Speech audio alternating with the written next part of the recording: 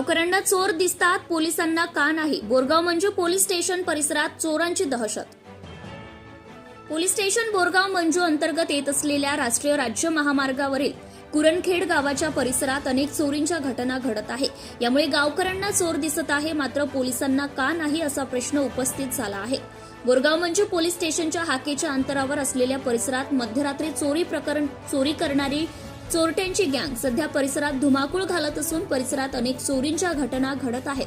गेल्या 3 महिन्यात कुरणखेड येथे तिसरी चोरी असल्याची घटना समोर येत आहे.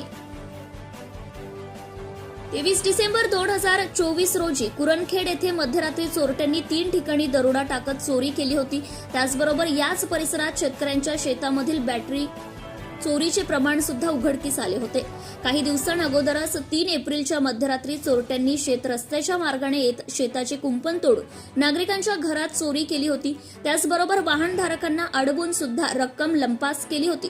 यामुळे परिसरात चोरांची दहशत माजवत आहे. रोज गावकरी गावात पहारा देत गावकरीच पोलीस होत असल्याची आपल्या गावाची रक्षा करत आहे. गावकऱ्यांनी गेल्या 2-3 दिवसांपासून एका संशयित गाडी बोरगाव मंजू पोलिसांच्या कार्यप्रणालीवर प्रश्नचिन्ह दिसत आहे. पोलिसांना सांगून सुद्धा या गाडीवर काहीच कारवाई करण्यात आली नाही. त्याचबरोबर काल मध्यरात्री एका शेतकऱ्याला त्याच्याच शेतात चोरांनी मारहाण केल्याची घटना सुद्धा झाली आहे. असे प्रकार घडून सुद्धा पोलीस मात्र याकडे दुर्लक्ष करीत असल्याने नागरिकांमध्ये भीतीचे वातावरण पसरले आहे. नागरिक रात्रभर जागून गावाची रखवाली करत असल्याचा प्रकार सध्या परिसरात दिसून येतोय.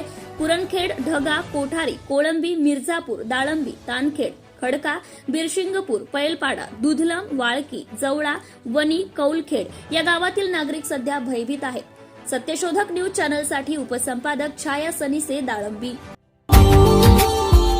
Subscribe now and press the bell icon. Never miss an update.